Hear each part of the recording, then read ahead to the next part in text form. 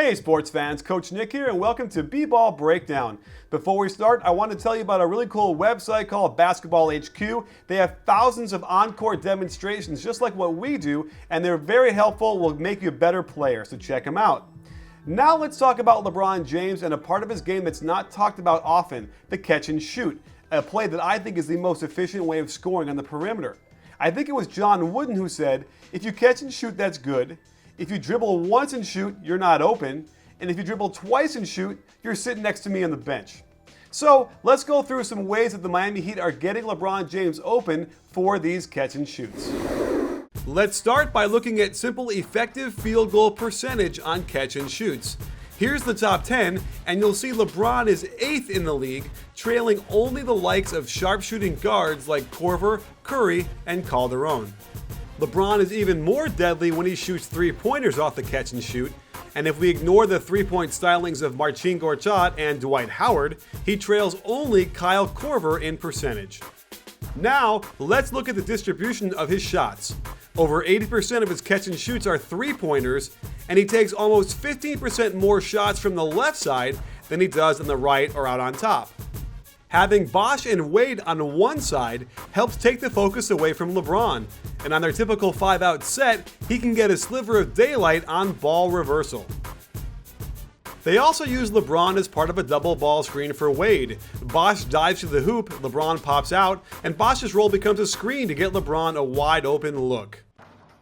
If Wade is healthy, expect a lot more isolation post-ups for him, where they can cut LeBron through to the weak side to draw attention towards Wade, freeing LeBron up for a quick reversal and a three, or to space him one pass away and tempt the defense into doubling down, a bad idea if you're defending the Heat.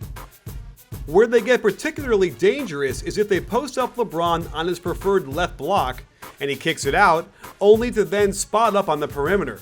To post up and spot up in the same possession is lethal.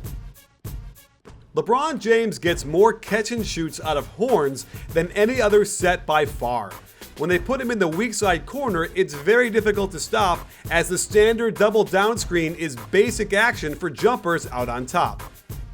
Here's a nice little wrinkle out of horns where LeBron acts as point guard, pitching it to Chalmers out of the corner, but then getting a double screen across the free throw line.